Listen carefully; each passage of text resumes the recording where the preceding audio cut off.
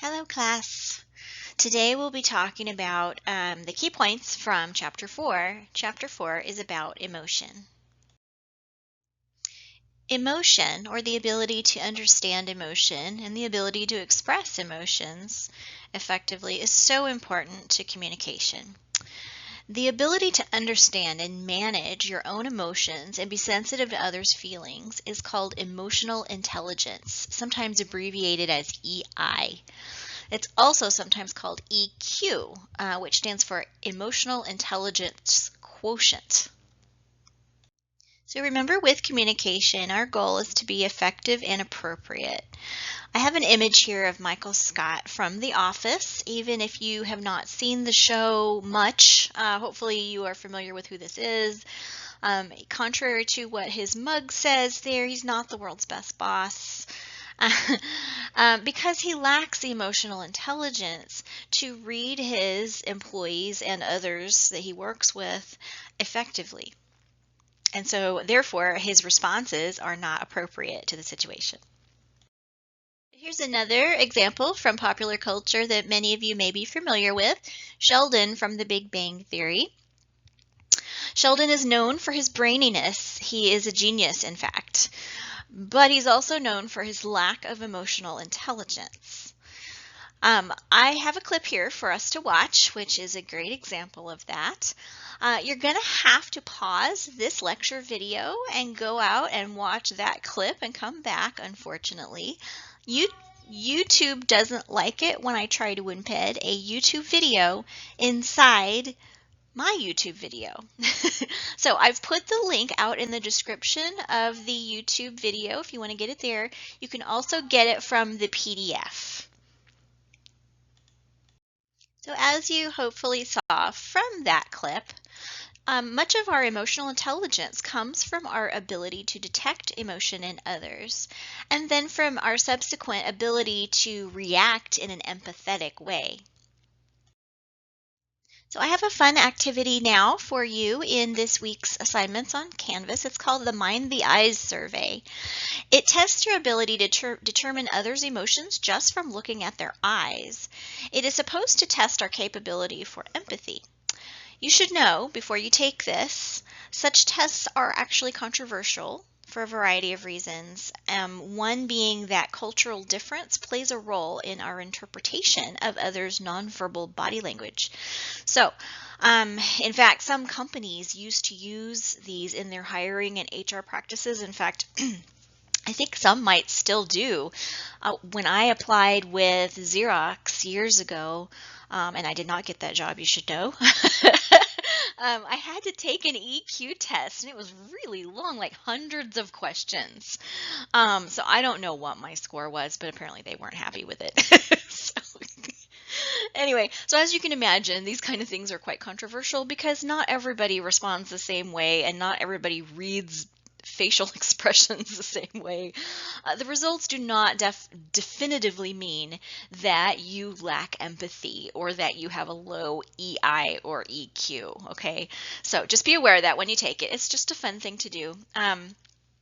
Just take the results lightly, and I think this particular test provides us with a really good illustration of the concepts that we are studying this week.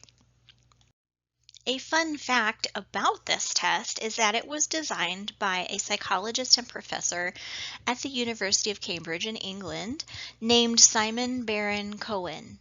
Yes, you heard me say Baron Cohen. If you are familiar at all with the character Borat from popular culture, which is why I've had his image here the past couple slides, Simon Baron-Cohen is Sacha Baron Cohen's cousin. So it's not to say we shouldn't take um, his work seriously, but I just thought that was an interesting connection. So if you take this survey, or after you take the survey, if you enjoy it, I have another one. It's not for credit, it's just for fun. You'll have to go into the PDF to get the link. It's a full EQ test. I think it might even be like 200 questions. I mean, it's big. It's like the one I had to take for Xerox. So if you want to see what a real EQ test looks like, you can go in and do that, or do part of it and then give up because it's so long. Okay. Because emotions are so important in effective communication, we're going to talk a little bit about managing them. As you know, or hopefully know, emotions typically differ in their intensity and in their duration.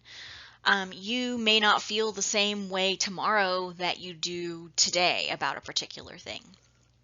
Um, Long ago, well, not that long ago, due to my family history, I went to therapy for a bit. I really needed it. I needed to work through some things. And one of the most valuable things I learned by talking with a counselor is that emotions do differ in their intensity and duration, and that if I'm feeling horrible about something today, just wait a day, because I might feel differently tomorrow. Not that things completely go away, but sometimes you don't feel as intense about something the next day. So this is one of the reasons, if you recall, in the syllabus, I have this unofficial policy that you should not wait too long to contact me about questions about your grade, but that if you are angry about a grade, if you're upset about a grade, you might do better to wait 24 hours, kind of cool off, and then address it.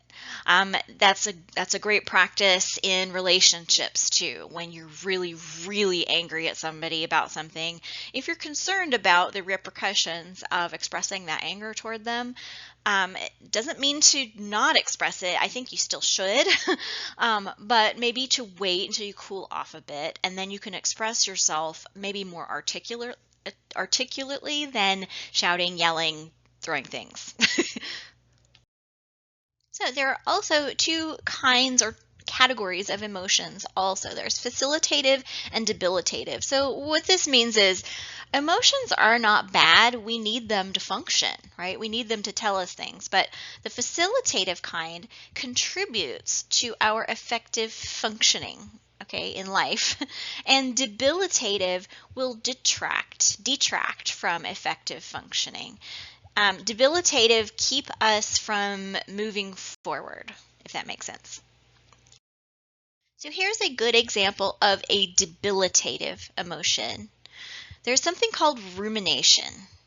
Rumination is dwelling persistently on negative thoughts that intensify your negative feelings. So you just spiral down and down and down, and it doesn't get you anywhere. So again, remember, debilitative prevents you from making progress or being productive or being functioning effectively. So I mentioned a moment ago about my experience speaking with a psychologist. So one of the things that she gave me that really helped, well, it should have helped, I still do it, is she gave me a literal spinning top, you know, the little toy you play with, like kind of like a dreidel, spin it. She said, this is to remind me not to spin, not to ruminate, in other words. And that was a really effective kind of physical artifact, physical reminder for me to just chill out. So I used to keep it next to my bed because the rumination is the kind of thing that I would do, still do, when I'm trying to fall asleep at night when the thoughts just won't stop coming. Okay, here's another maybe fun example or silly example of rumination because it's happening right now. I don't know if you guys heard a few slides ago, a bunch of howling. Well, that's one of my cats. He's ruminating right now because he is obsessed over the fact that his sister, my other cat, is cuddling up next to me and there's no room for both of them up here. So he's wandering around pacing like a lion and howling, and he's so mad. And right now he's on the floor just waiting to pounce. Usually that's what he does. He just jumps up and pushes her out of the spot.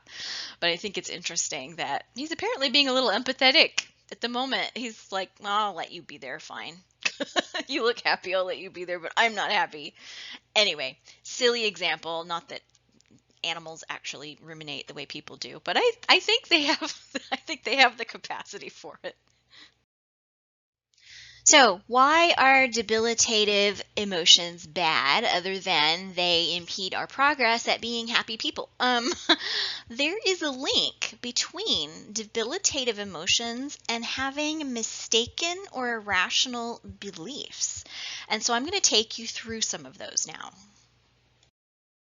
So we call these mistaken or irrational beliefs the 7 emotional fallacies. So the first one is perfection. Now, as we go through these, you're probably going to think of a lot of examples that don't specifically have to do with communication. They can pertain to all kinds of other scenarios that you might encounter. But what we're looking at here are emotional fallacies related to communication in particular. Those of you who've studied philosophy, Aristotle, and so on may have heard of some other fallacies, and those are usually logical fallacies. A lot of these are logical too, because here you see the word irrational. That means illogical. But these are specifically related to emotion and communication. So the perfection fallacy is that as worthwhile communicators, or if we are worthwhile communicators, we think that we should handle every situation with complete confidence and skill. Which, as we know, nobody is perfect, not even the most almost perfect communicator. So there are going to be times we don't communicate as effectively as we could have, and we need to give ourselves permission to make those mistakes. Okay, the next one is a fallacy of approval. We all know someone, and maybe we are this person, who lives to get all the likes that you possibly can on social media, right? And when you don't, you feel like, oh, well, I posted that thing. Why is nobody responding to it? Or worse, you get really upset when somebody doesn't like it. So that is a fallacy of approval. It's the idea that is not only a desire of ours, but it's vital to get the approval of every single person. Okay, next is the fallacy of shoulds. This is the inability to distinguish properly between what is and what should be. So a lot of times this is heard in relationships. He should be more understanding, or she should be more understanding, right? We often look to the other person. They should be this, they should be that, rather than us just accepting them for what they are. That's not to say you should stay in relationships that are giving you a lot of grief at all. But a lot of times we need to turn it around and say, well, what is it that I am doing that could make things that might be causing this, or what can I do to make it better? Can I deal with this in this other person, and so on. Okay, the fourth irrational belief or emotional fallacy is overgeneralization. There are 2 kinds. The first occurs when we base a belief on a limited amount of evidence. Okay. The second occurs when we exaggerate somebody else's shortcomings, so we overgeneralize. Okay, so an example of the first type is this little doggy here. He says, all cats have 4 legs. I have 4 legs. Therefore, I am a cat. Okay, you can also put other biases into this category as well. Stereotyping is an overgeneralization, right? You assume that all people of a certain ethnicity or religious affiliation or whatever it is are a certain way. That's an overgeneralization. The fallacy of causation is the belief that our emotions are caused by others rather than our own negative self-talk. So it's really easy to blame how things are going in a relationship if they're not going well on the other person. But a lot of times it's how we are essentially justifying things and talking about things to ourselves that are making us so upset. So it's not really the others are causing us to feel. Our reaction is that we feel a certain way. So it's good to recognize where that is coming from. So as you are probably noticing, most of these put the responsibility of negative emotions right back on us. What are we doing, or what can we do to change how we're feeling? Okay, so the sixth emotional fallacy resulting in mistaken or irrational beliefs is helplessness. Helplessness suggests that our satisfaction in life is determined by forces beyond our control, meaning that we've got no control over how we feel. All these outside factors are making us feel a certain way.